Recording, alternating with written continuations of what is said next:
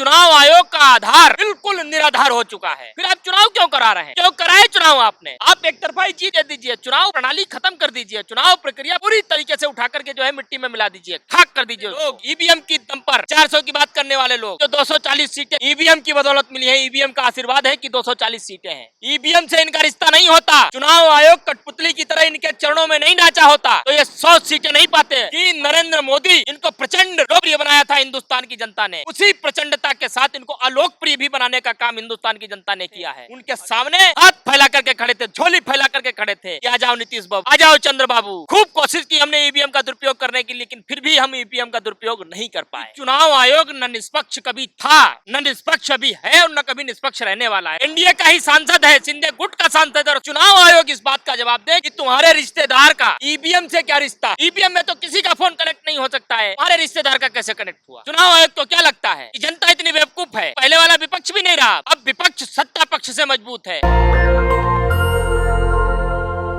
नमस्कार, मैं ब्यूटी गिरी और आप देख रहे हैं नेशनल दस्तक। लगातार सियासत में घमासान मचा हुआ है और मुंबई के उत्तर पश्चिमी लोकसभा सीट से जो ईवीएम की खबर निकल कर आई वो लगातार तूल पकड़ रहा है और चुनाव आयोग ने इस मामले में एफआईआर दर्ज कर दिया है। उन्होंने उस पेपर के खिलाफ जो है मुकदमा दर्ज कर दिया है जिस पेपर ने इस खबर को छापी थी। वहीं वहां के पुलिस स्टेशन का कहना है, पुलिस जो कह रही है वो कि इस फोन को अवैध तरीके से जो है इस्तेमाल किया गया है। जहां पर फोन प्रतिबंधित है वहां पर फोन ले जाने के लिए हमने मामला दर्ज कर दिया है।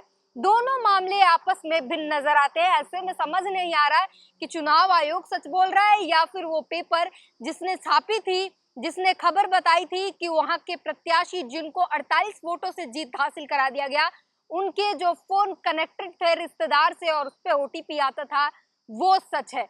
हमारे साथ बातचीत करने के लिए मौजूद है भारतीय युवा कांग्रेस के राष्ट्रीय प्रवक्ता गोपाल तिवारी। क्या कहेंगे, चुनाव आयोग के इस कदम को किस तरीके से देखते हैं? देखिए, मैं समझता हूं कि चुनाव आयोग की जो विश्वसनीयता है, उसका जो एक आधार था वो पूरी तरीके से खत्म हो चुका है और ये पहली बार नहीं देखा गया। इस लोकसभा चुनाव में ये उम्मीद की जा रही थी कि खोई हुई जो इनकी विश्वसनीयता है वो चुनाव आयोग किसी तरीके से वापस इस चुनाव में प्राप्त करेगा, लेकर के आएगा। लेकिन चुनाव के ठीक पहले चुनाव आयोग के पदाधिकारियों को बदल देना, नए पदाधिकारी अपने मन मुताबिक लेकर के आना और पूरी तरीके से कठपुतली की तरह बना करके उनको वहां बैठा देना, यह साफ दिखता था और दिख भी गया। चुनाव के वक्त भी दिख गया, चुनाव के बाद भी दिख गया कि किस तरीके से कठपुतली जिस तरीके से इशारे पे नाचती है, पूरा चुनाव आयोग कैसे मोदी, कैसे अमित शाह के इशारे पर नाचा है। आप देखिए, जब 2 या 3 चरण की वोटिंग हुई थी, अचानक से एक डाटा इन्होंने बताया था चुनाव आयोग ने कि वोट प्रतिशत जो है वो कुछ बढ़ गया है। कैसे बढ़ गया भाई? आज तक तो ऐसा लोकतंत्र के इतिहास में नहीं हुआ, आज तक कभी लोकसभा चुनाव में ऐसा नहीं हुआ, फिर अचानक से कैसे हो गया? लेकिन आप जिस चीज की बात कर रहे हैं, जिस मामले को लेकर के बात कर रहे हैं, उस मामले में चुनाव आयोग ने जो एफआईआर की है, यह दर्शाता है कि चुनाव आयोग न निष्पक्ष कभी था, न निष्पक्ष अभी है और न कभी निष्पक्ष रहने वाला है। शायद उसकी रीत ही यही बन गई है, नीति ही यही बन गई। उत्तर पश्चिमी मुंबई की जिस सीट की आप बात कर रहे हैं वो शिंदे गुट के सांसद हैं, 48 वोटों से ही चुनाव जीते थे। उनके रिश्तेदार का आखिर ईवीएम से मोबाइल कैसे कनेक्ट पाया गया? और आपने उसकी जांच पड़ताल करने के बजाय, उसकी तहकीकात करने की बजाय आपने क्या काम किया? आपने उस कर्मचारी के ऊपर एफआईआर कर दी। क्यों भाई? अगर कहीं कोई दिक्कत आ रही है, कोई परेशानी आ रही है, तो मैं यदि कांग्रेस का राष्ट्रीय प्रवक्ता हूं तो मेरी भूमिका क्या है, मेरा दायित्व तो क्या है? विपक्ष में रहकर के सत्ता पक्ष जो गड़बड़ियां कर रहा है या सिस्टम में जो लूट फोल है उसको प्रमुखता से उठाऊंगा, यही तो मेरी जिम्मेदारी है। यही तो एक पार्टी के जो है प्रवक्ता होने का काम होता है, यही तो जनता ने हमें जिम्मेदारी सौंपी है। यदि मैं विपक्ष की भूमिका में होकर के कांग्रेस का कोई नेता, कांग्रेस का कोई लीडर सवाल खड़ा करता है तो आप सिर्फ उस सवाल को इसलिए सुनना नहीं चाहते क्योंकि वो कांग्रेस ने खड़ा किया है। एनडीए का ही सांसद है, शिंदे गुट का सांसद है, और सांसद के रिश्तेदार का मोबाइल उसमें कनेक्ट होना, कायदे में तो अब तक उस पर जांच होनी चाहिए थी, सीबीआई जांच होनी चाहिए थी।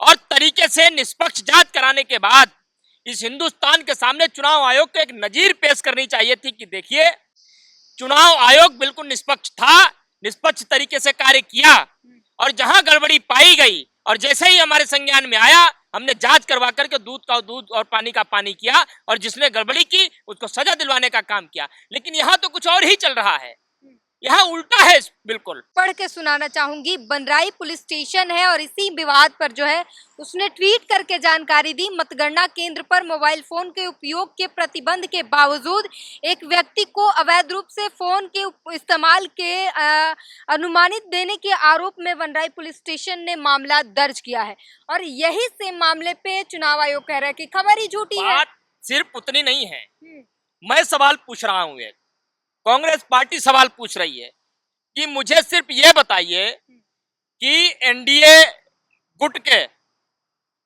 शिंदे जी हैं, और शिंदे जी क्या गुट का वो सांसद है जो 48 वोटों से चुनाव जीता था। मुझे सिर्फ एनडीए वाले, भाजपा वाले, शिंदे इस बात का जवाब दें, खासकर चुनाव आयोग इस बात का जवाब दे कि सांसद के रिश्तेदार का फोन ईवीएम में कैसे कनेक्ट हुआ। इस बात का जवाब चाहिए हमें, ये सवाल पूछ रहे हैं हम। आप इस सवाल को गुमराह कर देना चाहते हैं। चुनाव आयोग कह रहा है कि कोई ओटीपी की जरूरत नहीं होती ईवीएम के लिए। फोन कैसे कनेक्ट हुआ, मैं सिर्फ इतनी सी बात पूछ रहा हूँ। आप इस सवाल को नदारद कर देना चाहते हैं, आप इस सवाल को गुमराह कर देना चाहते हैं। आपको क्या लगता है, जो लोग इतने बेवकूफ हैं, चुनाव आयोग को क्या लगता है कि जनता इतनी बेवकूफ है या विपक्ष इतना कमजोर है? वो पहले वाला विपक्ष भी नहीं रहा, अब विपक्ष सत्ता पक्ष से मजबूत है। और मैं तो कई बार कह चुका हूं, पता नहीं ऐसा वो कौन सा दिन होगा जिस दिन विपक्ष सत्ता पक्ष बन जाएगा। आज अगर जिस एफआईआर के ऊपर संज्ञान न लेकर संज्ञान दूसरे के ऊपर लिया जा रहा है, और जब विपक्ष सत्ता पक्ष बन जाएगा तब भी तो परतें खुलेंगी, तब पूरे सिस्टम को उठा करके हम दूसरी जगह ले जाने का काम करेंगे। चुनाव आयोग को धमकी दे रहे हैं आप? चुनाव आयोग को धमकी नहीं दे रहा हूं मैं सिर्फ इतना कहना चाह रहा हूं, ये हिंदुस्तान की जनता इतनी बेवकूफ नहीं है जितनी बेवकूफ ये एनडीए वाले लोग समझते हैं, जितनी बेवकूफ जनता चुनाव आयोग समझती है, इतनी बेवकूफ नहीं है। जिस क्षेत्र में चुनाव आयोग ने अपनी मनमानी चलाई है, मनमाने तरीके से ईवीएम को जो है फोनों से कनेक्ट करके उन्होंने गड़बड़ करवाया है, जीते हुए प्रत्याशियों को इन्होंने हार में तब्दील किया, ये सब कुछ देखा है। और आपको क्या लगता है ये हम भूल जाएंगे?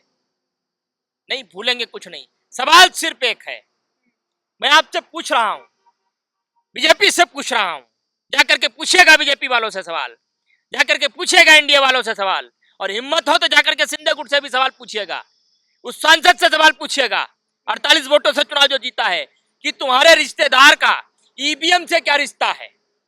ईवीएम में तो किसी का फोन कनेक्ट नहीं हो सकता है, तुम्हारे रिश्तेदार का कैसे कनेक्ट हुआ? तुमको पावर कहां से मिली है? और जाहिर सी बात है कि जो 48 वोटों से सांसद जीता है वो इत्तेफाकन ही तो जीत गया, जनता में तो उसकी ताकत थी नहीं, ताकत तो कहीं ऊपर से आई।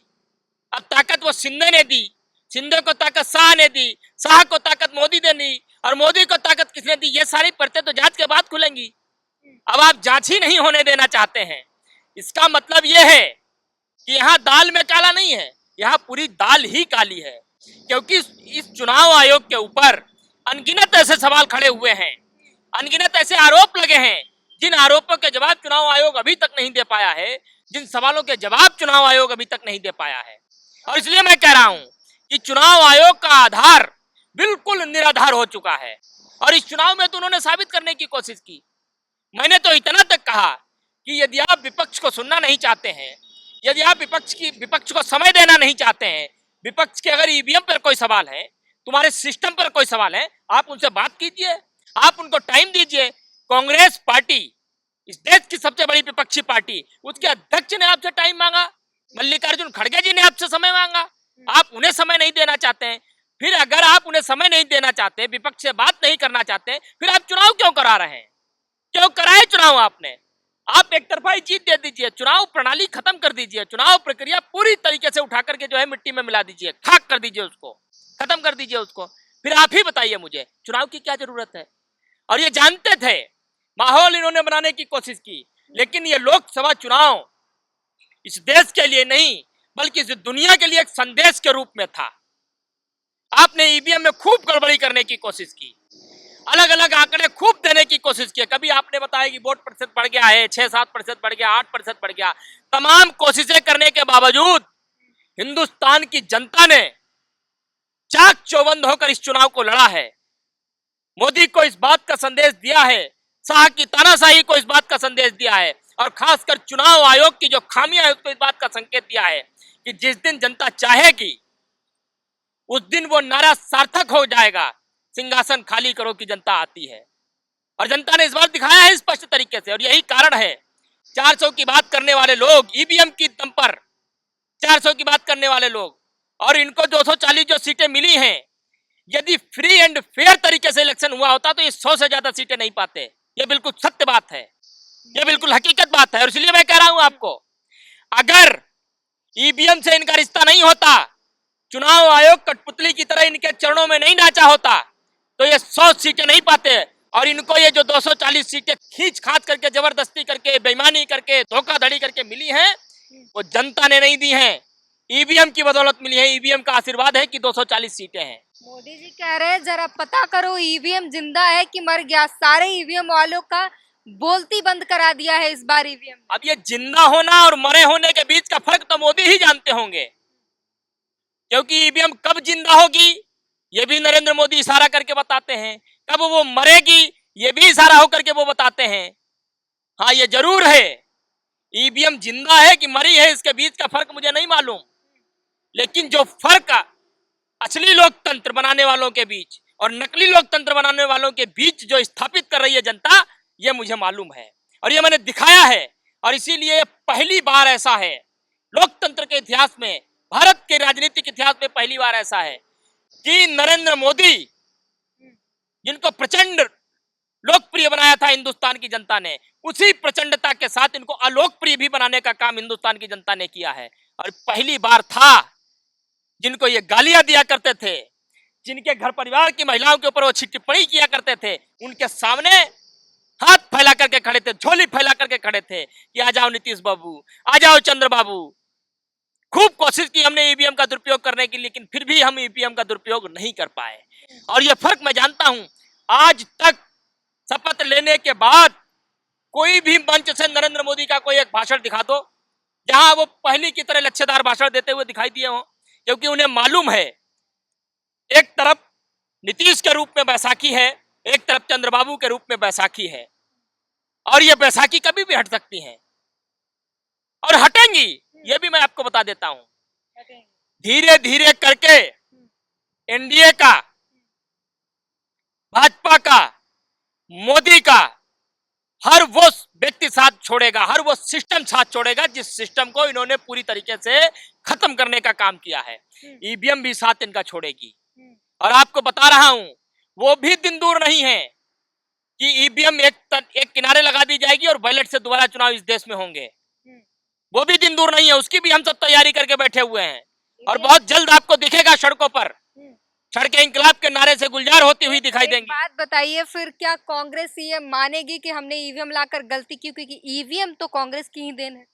हम ईवीएम लेकर के आए थे ताकि बहुत जल्दी चुनाव हो सके, वोटिंग जल्दी हो सके, वोटिंग प्रक्रिया जल्दी हो सके और उसका प्रतिशत बढ़ सके, फेयर तरीके से इलेक्शन हो सके। लेकिन ईवीएम को पूरी तरीके से मजाक बना देने का काम कांग्रेस ने थोड़ी किया था। कांग्रेस ने तो पूरा देश ही बनाया है। शायद नरेंद्र मोदी जिस लोकतंत्रात्मक प्रणाली में वोट दे करके कभी जो है कार्यकर्ता बने होंगे, कार्यकर्ता से नेता बने होंगे, नेता से मुख्यमंत्री, मुख्यमंत्री से प्रधानमंत्री बने, ये भी प्रक्रिया बनाने वाली कांग्रेस ही तो है। वो जिस सदन में खड़े होकर के बोलते हैं वो भी बनाने वाली कांग्रेस ही तो है। कांग्रेस ने ही तो सब बनाया, कांग्रेस ने दुरुपयोग नहीं किया कभी। उन्होंने नया संसद भवन बनवा दिया, इसीलिए बनवा दिया, फिर उसका भी बोलेंगे। मैं क्या कह रहा हूँ, कांग्रेस ने दुरुपयोग नहीं किया कभी किसी चीज का। और आपने जो संसद बनाई है, आप उसका दुरुपयोग ही तो कर रहे हैं लगातार। आपने इसके संकेत तो उसी दिन दे दिए थे। इस हिंदुस्तान का सबसे प्रथम नागरिक कौन होता है? राष्ट्रपति होता है। इस समय राष्ट्रपति कौन है? महामहिम द्रौपदी मुर्मू जी हैं। और द्रौपदी मुर्मू जी चूंकि एक आदिवासी दलित हैं, सिर्फ इसलिए आपने उनको उद्घाटन के वक्त वहां नहीं बुलाया, आपने राष्ट्रपति का अपमान किया। देश के प्रथम नागरिक का अपमान किया, आपने उस संसद का अपमान किया। और संसद का अपमान करने का मतलब उस संसद में हिंदुस्तान की 140 करोड़ जनता का प्रतिनिधित्व करने के लिए सांसद चुन करके आते हैं, जनता चुन करके भेजती है। इसका मतलब साफ है कि आपने 140 करोड़ देशवासियों का अपमान किया। ये तो संकेत आपने उसी दिन दे दिए थे। कांग्रेस ने तो ऐसा कभी नहीं किया था। और अब आपको मैं बता दूं, बहुत खुशी की बात है, एक छोर पर प्रियंका गांधी होंगी अब और एक छोर पर राहुल गांधी होंगे। अब मजा तो अब आने वाला है संसद में, जब जनता के मुद्दों से पूरी तरीके से जो है गुंजायमान होगी संसद, बचेगा कोई नहीं। कई ऐसे लोग चुन करके संसद में इस बार आए हैं और उससे भी ज्यादा मुझे खुशी है हमारे नेता राहुल गांधी जी, हमारी प्रेरणा स्रोत प्रियंका गांधी जी संसद में खड़ी होंगी। और संसद में जब वो खड़ी होंगी, संसद में राहुल गांधी जी जब खड़े होंगे, ऐसा कोई भी मुद्दा नहीं होगा जो सरसैया पे पड़ा हो। वो मुद्दे भी बहुत मजबूती से खड़े होंगे, उठाए जाएंगे और उनका समाधान भी निकलेगा। तो गोपाल तिवारी हैं ये, मुखर होकर बोलते, बुलंद आवाज है इनकी। इनके इसी बुलंद आवाज के लिए लोग इनकी बहुत तारीफ करते हैं और लोग इनको चाहते हैं। और जिस तरीके से इन्होंने बताया, और अब जो संसद में विपक्ष मजबूत हो रहा है, रायबरेली से राहुल गांधी और वायनाड से प्रियंका गांधी अब संसद में दिखाई दे सकते हैं। जो है प्रियंका गांधी अब वायनाड से लड़ाई लड़ेंगी। और इसके साथ ही अब बता दें कि ये लगातार दावे करते हैं कि ये सरकार हम कभी भी गिरा सकते हैं। सत्ता पक्ष विपक्ष में और विपक्ष सत्ता पक्ष में बदल सकता है।